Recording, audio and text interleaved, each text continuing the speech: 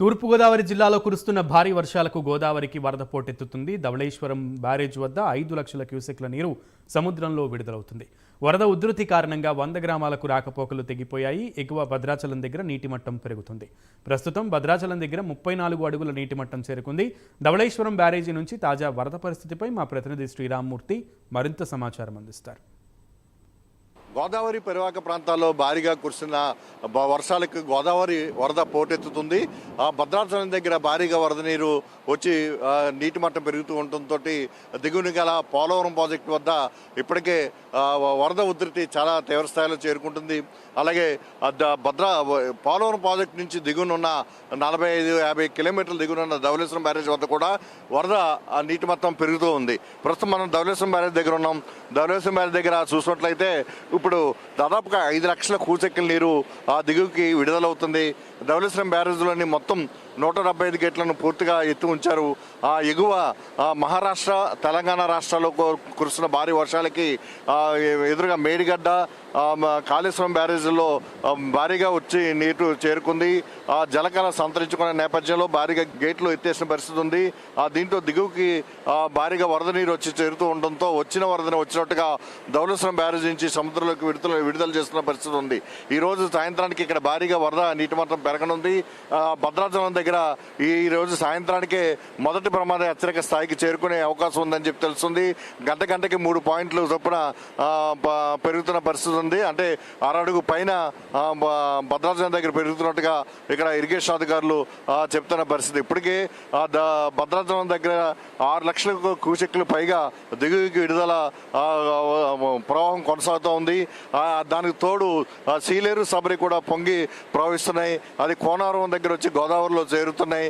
అదేవిధంగా 2-3 రోజులుగా గత 3 రోజులుగా ఎడతెరిపి లేకుండా కురుస్తున్న భారీ వర్షాలకి తూర్పుగోదావరి జిల్లా, ఉమ్మడి తూర్పుగోదావరి జిల్లాలోని అల్లూరు జిల్లాలో రంపచోడవరం, చింతూరు ఏజెన్సీలో వాగులు వంకలు పొంగి గోదావరిలో చేరుతున్న పరిస్థితి ఉంది. అలాగే ఇటువైపు చూసినట్లయితే గోపాలపురం, కొవ్వూరు, నిడదవోలు ప్రాంతాల్లో కూడా భారీగా వర్షాలు కురిచి వేలాది ఎకరాలు వరి పొలాలు నీట మునిగాయి. ప్రస్తుతం చింతూరు అంటే విలీన మండలాల్లోని ముంపు మండలాల్లో చూసినట్లయితే, పోలవరం ప్రాజెక్టు ముంపు మండలాల్లో చూసినట్లయితే దాదాపు 100 గ్రామాలకి రాకపోకలు కట్ అయిపోయినాయి. ఛత్తీస్గఢ్ని అదే ఏపీ నుంచి ఛత్తీస్గఢ్కి వెళ్ళే జాతీయ రహదారి కూడా 4-5 చోట్ల గండ్లు పడిపోయిన పరిస్థితి ఉంది. దీంతో రాకపోకలు నిలిచిపోయి ఇక్కడ గిరిజన గ్రామానికి 100 గ్రామాలకి రాకపోకలు నిలిచిపోయి విఆర్పురం, చింతూరు మధ్య కుయ్యూరు వంతెన కొట్టుపోవడంతో ఇక్కడ రాకపోకలు కూడా నిలిచిపోయిన పరిస్థితి ఉంది. మొత్తం అధికార యంత్రాంగం కూడా అంతా అప్రమత్తమైంది. గోదావరికి భారీగా వరదలు వచ్చినట్లయితే ఏ విధంగా ముంపు మండలాల్లో చర్యలు తీసుకోవాలో కలెక్టర్, అల్లూరు జిల్లా కలెక్టర్ దినేష్ కుమార్ కూడా ఇక్కడ ఆదేశాలు జారీ చేశారు. ఇప్పటికే అధికార యంత్రాంగం అంతా కూడా ఆ గ్రామాల్లో పరిస్థితిని పరీక్షిస్తున్న పరిస్థితి. ఇక్కడ చింతూరులో చూసినట్లయితే ఆశ్రమ పాఠశాలలో కూడా వరద నీరు, ముంపు నీరు వచ్చి చేరిన పరిస్థితి ఉంది. ఇలాంటి పరిస్థితులు ఏజెన్సీలో అతరాకొతలం చేస్తుంటే పోలవరం ప్రాజెక్ట్ ఎగువన ఉన్న గండిపోచమ్మ ఆలయం పూర్తిగా జలదిగ్బంధంలో చిక్కుకుపోయింది.